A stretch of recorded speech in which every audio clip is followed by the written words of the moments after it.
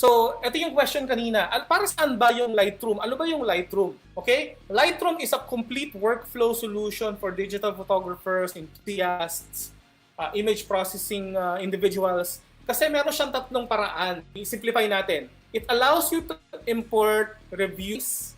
So, it's a database system for you to organize your photos, to search it, to catalog it, to make it as a database. Okay? Yung application. Pangalawa, it enables you, ito yung lagi nyo napapansin. This one, lagi natin napapansin, which is editing. It enables you to enhance your photos, your digital images. Ito yung pangatlo. So, it's an editor, it's a database, it's an organizer. Ito yung pangatlong pinakamaganda. It's an output presentation software. So bakit po natin nasabing output presentation software? It enables you to create photo books, web pages, prints. To simplify, it's an image processor, it's a data for photo management, it's an output presentation software. Okay, yun po yung 3 parts na bakit maganda ang paggamit ng Lightroom. Kasi meron siyang tinatawag na mga modules. Bakit tayo gagamit ng Lightroom?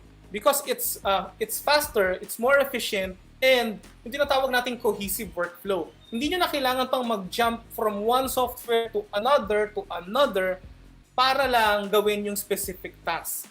And ito yung pinaka-key takeaway. It's non-destructive editing. Bakit naman siya non-destructive editing? Kapag nag-edit po kayo sa Photoshop, ito po ay destructive kasi automatic ina-alter nyo agad yung pixels. Dito sa Lightroom, hindi nyo po ina-alter yung pixels. It's a set of instructions on which it will present to you, ganito yung mangyari. And then, kapag tapos ka na with the editing, you can just generate another copy of that from the original. So right now, kung gusto nyo na mabilisan pag-i-edit, let's say, meron kayong 500 to 1,000 to 2,000 to 10,000 to 30,000 photos, gusto nyo i-convert into black and white, gawin nyo siyang sepia, lagyan nyo siyang watermark, lagyan nyo ng information, metadata, kayang-kaya nyo pong gawin agad yun sa Lightroom ng mabilis. Hindi katulad sa Photoshop na although advanced yung kaya nyo gawin, pero hindi siya for batch processing. Although, iba sabihin nila, kaya ko namang gawin yan sa actions.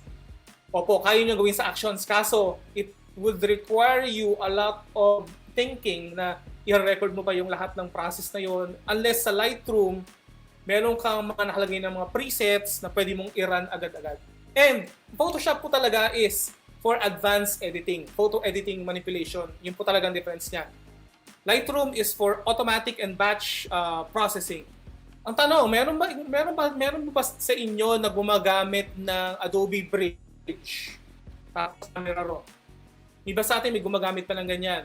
So kung gumagamit kayo nito, okay lang din po, pero may mga differences na malaki in terms of just using Lightroom.